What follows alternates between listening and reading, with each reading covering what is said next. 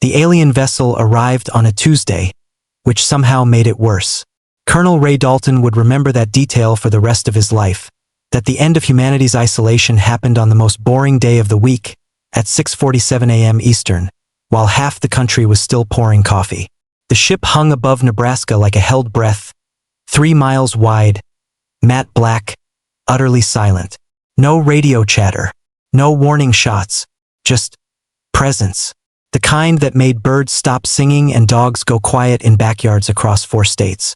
By noon, the being called itself Prime Emissary Solance, and it didn't ask permission to land. It simply arrived in Washington, stepping out of a shimmer of collapsed space onto the White House lawn like it owned the grass beneath its feet.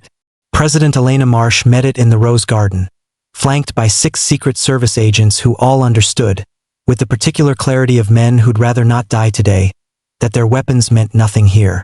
Humanity, Solance said, its voice arriving in every language simultaneously, translated by something that didn't need a translator.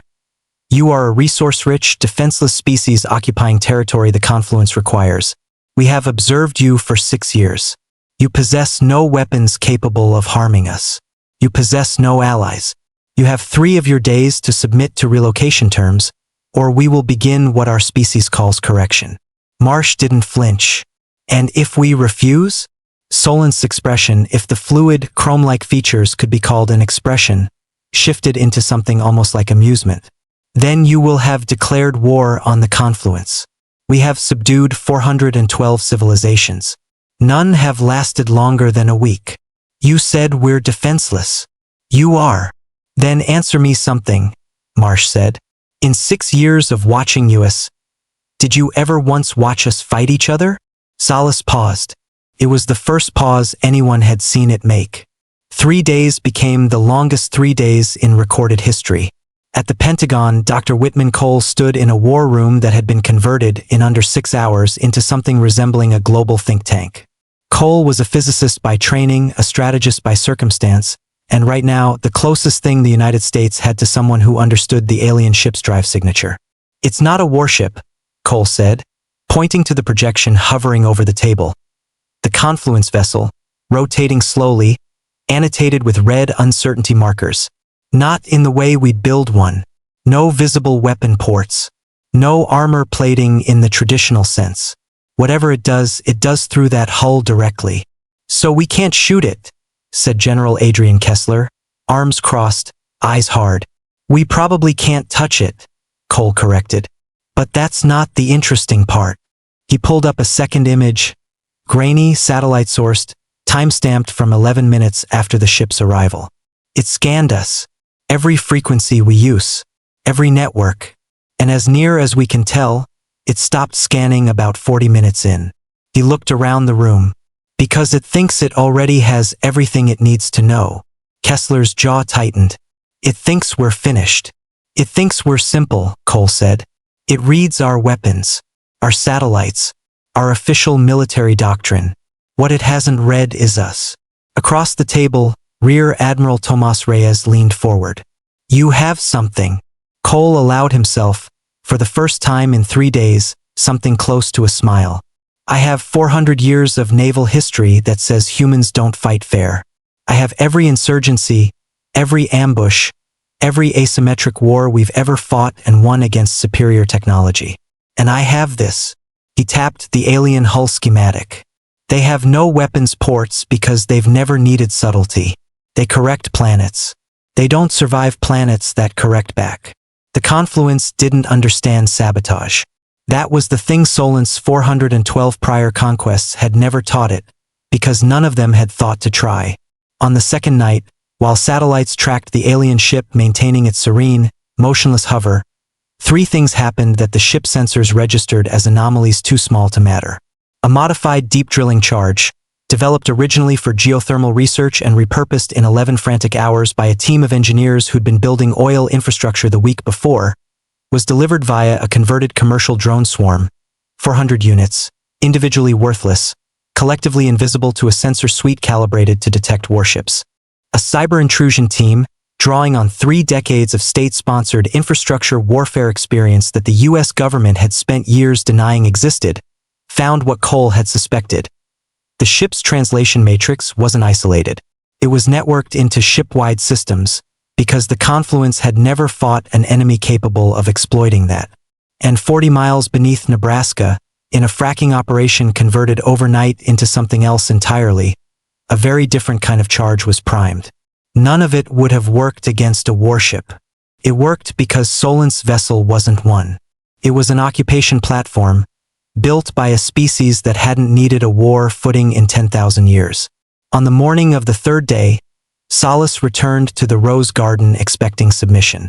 It received Marsh instead, standing exactly where she'd stood before, and behind her, on a folding table that looked almost comically mundane against the scale of everything happening around it, sat a laptop. "You had a proposal," Solance said. "We did some research of our own," Marsh replied. "You said we're defenseless. You're not wrong by your metrics, but you never asked what we do to things we consider pests." Solance's chrome features flickered. Somewhere in orbit, unnoticed until this exact second, its ship's internal diagnostics began screaming. "We've spent 400 years perfecting the art of taking down things bigger than us," Marsh continued. "Empires, ecosystems, each other mostly, which I'll admit isn't something I'm proud of highlighting. But you made us do it. We didn't attack your ship, Emissary. We've been inside it for 6 hours. The drone-delivered charges had never been meant to breach the hull.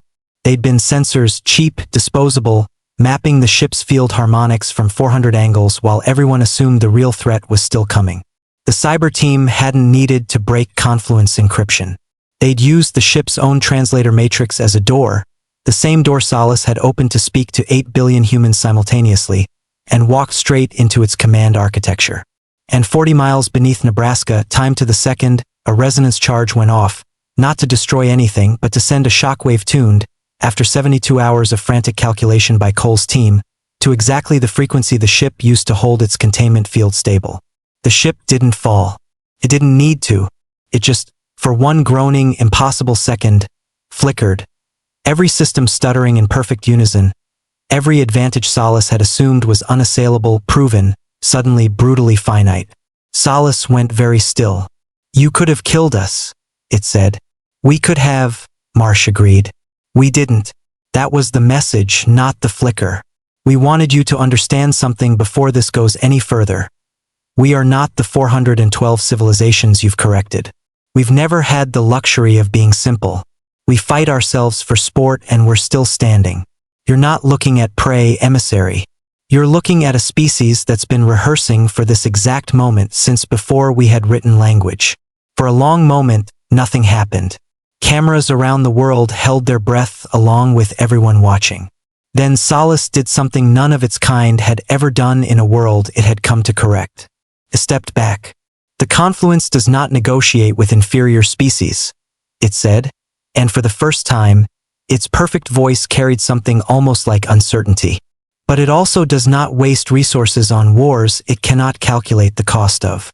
"Then don't," Marsh said simply. "Go home. Tell your Confluence Earth isn't on the menu. Tell them we're not defenseless. We're just polite until we're not." The ship left that night, ascending without ceremony, without threat, without the 3-day ultimatum it had promised.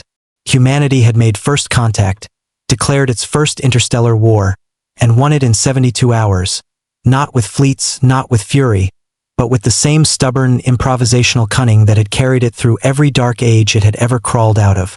Somewhere above Nebraska, the sky was quiet again, and for the first time in recorded history, the galaxy knew Earth's name and was afraid of it.